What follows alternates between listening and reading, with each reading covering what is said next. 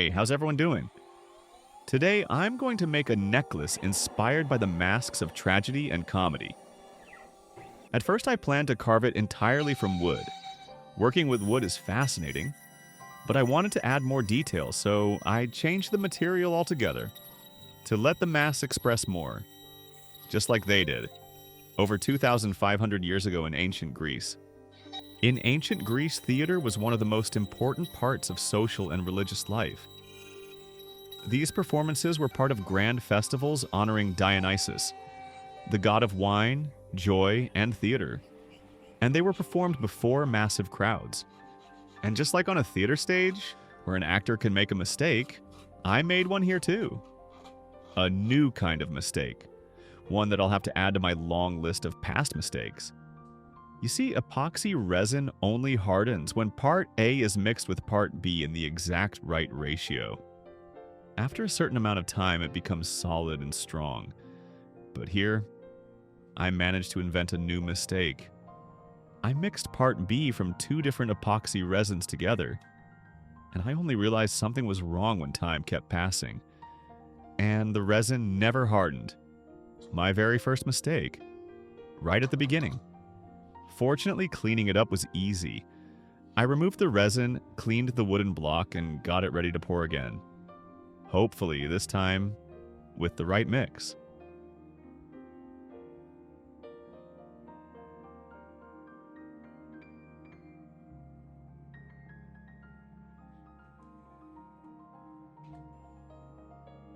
I used a mix of white paste and epoxy resin, along with a special syringe, to draw these white filaments into the resin.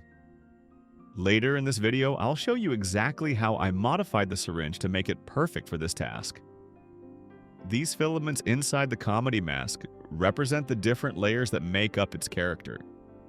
Comedy wasn't just about jokes, it was chaos, satire, society laughing at itself. Every filament tells a story of emotions, exaggerations, and contradictions, all woven together to create a mask that can make people feel, think, and sometimes even question themselves.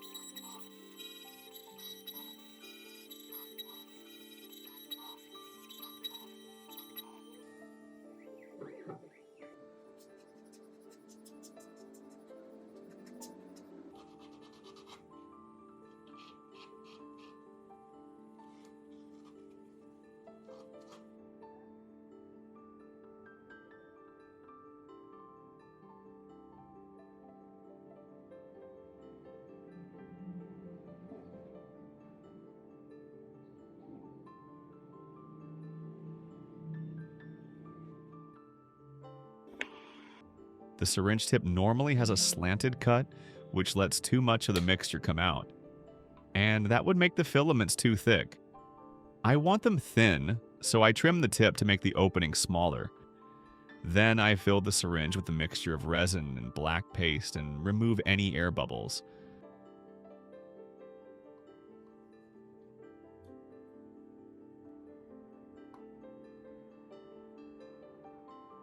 I secure the tip with super glue so it won't come loose during work and cause another mess. And now, we just wait.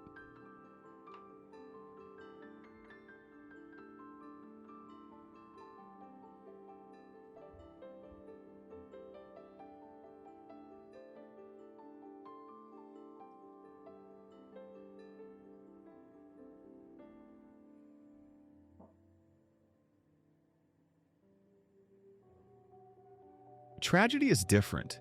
It's not about laughter or chaos. It's the weight of human emotion, the silent struggles we carry, and the moments that leave us speechless. In a tragedy mask, every line, every curve is a reflection of sorrow, loss, and vulnerability. It captures the depth of feeling that words cannot express. As I work on this mask, I weave the filaments carefully, layer upon layer, twisting and crossing them inside the form. Each filament tells a story of heartache, resilience, and the fragile beauty of suffering. Together, they create a network of emotion, a tangible map of the human experience frozen inside the mask.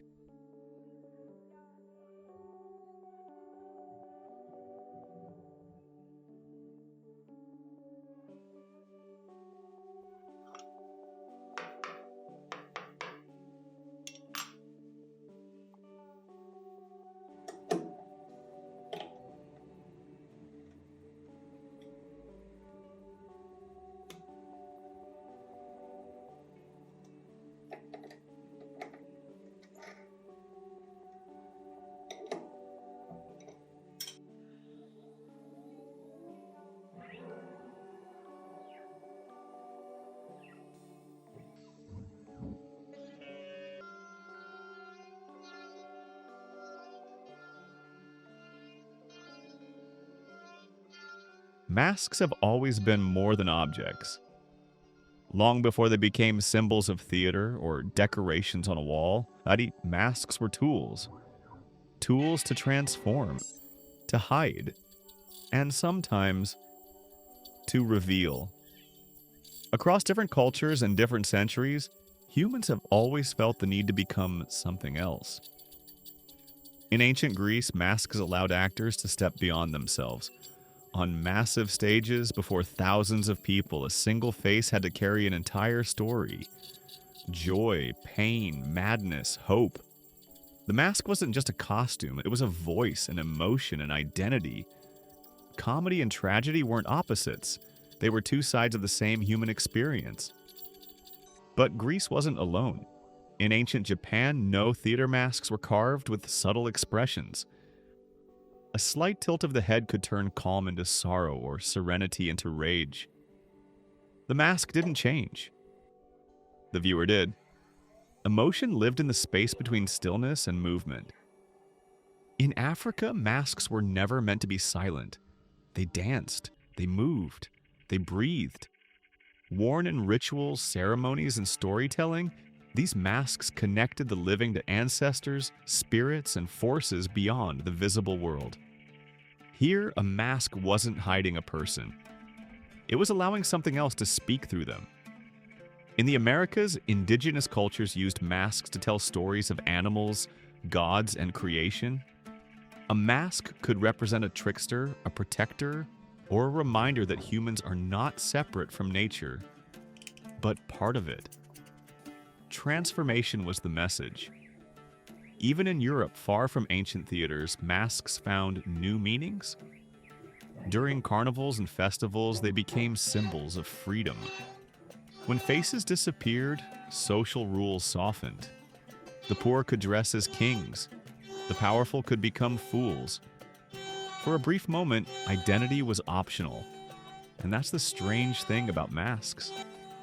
They don't just hide who we are, they expose parts of us that usually stay buried.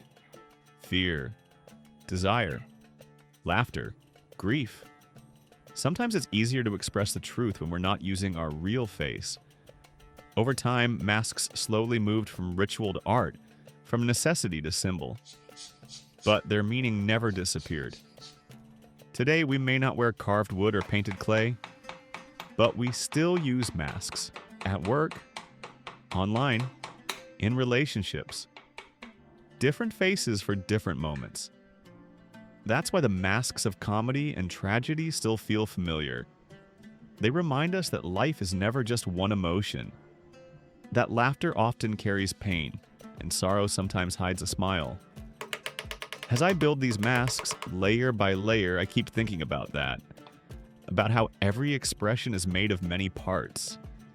Intertwined, contradictory, connected, just like the filaments inside them. These masks aren't about the past, they're about us, and the faces we choose to show the world. And yes, this is still my favorite way to check if the piece is properly fixed on the CNC table. You know, some habits die hard.